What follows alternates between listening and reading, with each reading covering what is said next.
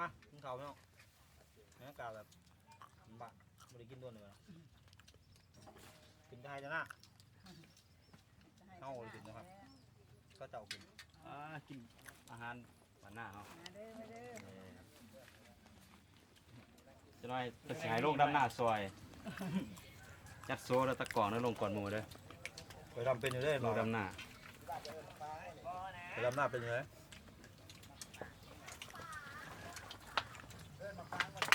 ตะกอนเขาเกี่ยมตาย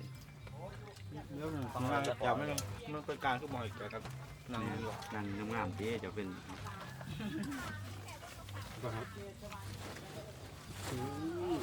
กินตำของง่ายใช่ไหม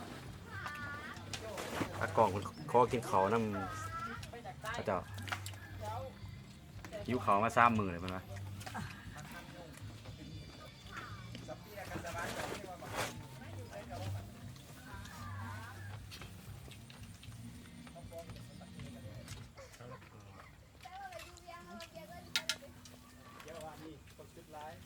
อันนี้เอาเลิกอะไรไหม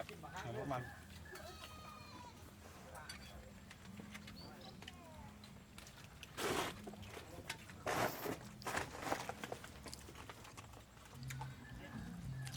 เด้อนังเด้อเดี๋ยวน้องแม่เขากินนังได้ เกี่ยวไม่ได้นะ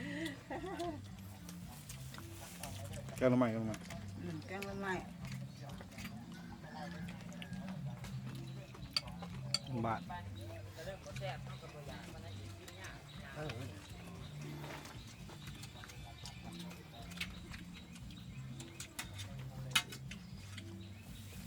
สวยไม่ตลอดที่วะรู้จักแบบ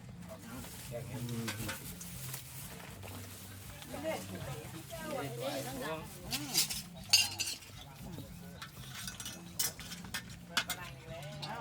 พอกจับออกที่นั่น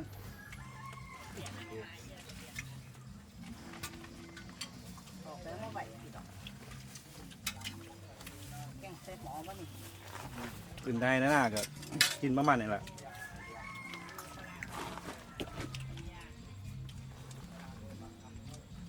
หาอยากไว้ในขาแบบนี้เอากินให้น้อง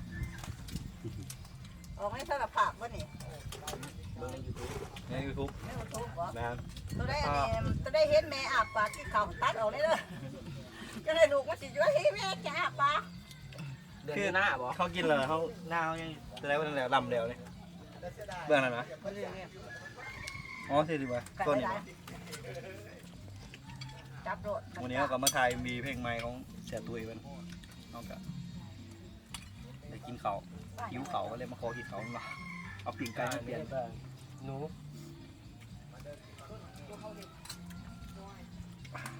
ไปได้สักกินเมื่อแต่มา โดยกินไปละไปให้เบียร์ซอขอบใจเด้อ เขาบอกใจ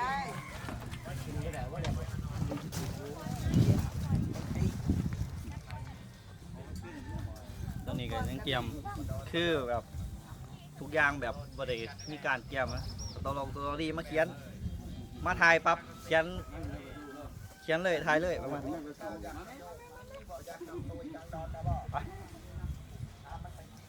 บรรยากาศหลังหูอินเสิร์ตบรรยากาศในนี้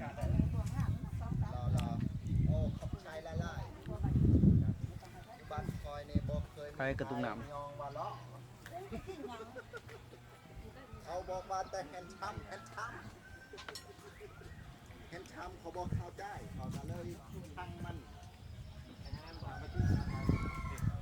นี่ก็ได้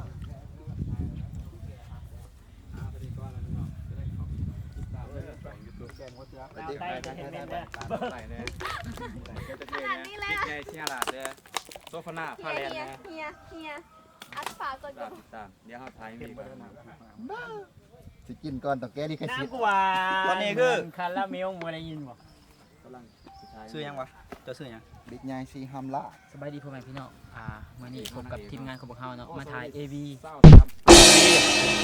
มาถ่าย MV ได้ผู้สาวมาใหม่แฮปปี้สายจวด เห็นหาเถื่อนนะติแฮปปี้ อันนี้คือ โจเราไต่เนาะน้ำพากนี่บ่ได้แม่นมาดึงกันน่ะนะ ผู้ชาย แก้ว ผู้ชาย แก้วพุทธเช่า แก้วผู้สาวนี่ล่ะ แก้วผู้ชายคอยว้าวมันติดฝรั่งนะมึงอะไรเห็นบ่นี่ นี่ก็คุณนาคุณตาอยู่ก็คือ แควจาก แบเขียวเอ้ยเขียวแบเขียว คืออันนี้ สบายเด้พักช่องแน่เด้อ สวัสดีครับ จักดีเคซี่เนาะตอนนี้ก็แสนซับแล้ว แล้วก็ฝากซองคอยเนี่ยเด้อโอ้ยฝากซองคอยเนี่ยเนาะ บัวลายบัวลาย ฝากซองคอยเนี่ยเด้อ คนละซองแล้ว แชนหาแถวคันแยง อันนี้ตรงกันเลยเนาะ คนละซองยิง ตรงนี้คือตอนนี้เห็นบ่ได้บ่ได้นุ่งเนาะไอ้บ่ได้บ่ได้นุ่งแล้วก็คืออยู่นี่แล้วไอ้ห้ำมันอันนั้นเว้ยทรงนี่ล่ะจากนั้นเลยนี่เบิ่งห้อยการใส่งานกับแมน ต เล ร ย ง เป๊ะ บัวลาย แมน ซื้อมาใช้แล้วกินตามมะฮุงแช่บ บังเลยอยู่สิทายทั้งเอกบ่ได้ทายยับออกในมึงอะมา เอินไปแบบ ซื้อยังก่อน เรียบร้อย นะครับ ซื้อ ไทยนะแล้วก็อยู่ข้างหลัง ซื้อแฮปปี้ ซื้อแฮปปี้ฮีเรืองแช่ อันนี้คือเดินทางมาที่เวียงจันทน์เนาะเพื่อมาถ่าย MV ของ โดยเฉพาะเลย แมน จ้างปียนต์มาฮอดแล้วกับเมือเลยบริทาย คาตูบ่ให้เว้า แม่น บ่ได้ บ่ให้เว้าบ่ให้เว้าก็ยังเว้า พอบ่ได้เห็นบ่ แมนบ่อย่าไปมาหลายโอ้ออกไปเราจะเฟรม แล้วล่ะเมื่อ อันนี้ก็ ตุยกลางดอ เดี๋ ก ยวห้องเพลงเนาะ จะคล้องเพลงว่าซะ จะคงพิมพ์ว่าซะ จะฝากติดตามเพลงใหม่กันนะ2เพลงปล่อยมาเพลงแรกเป็นเป็นแฟนกันเนาะทุยอันนั้นคงคนละเพลงเพลงเดี๋ยว มิตรบอกใช้โอกาส เพลงดีบ่พ่อก็เพลงเห็นแฟนพี่ใหม่เอ้ยคนละเพลงอีกเพลงยังก็ฝาก ลืมง่ายแท้กับคอในทอน คอในถอนเนาะคือแบบบ่มีเงินนี่คอในถอน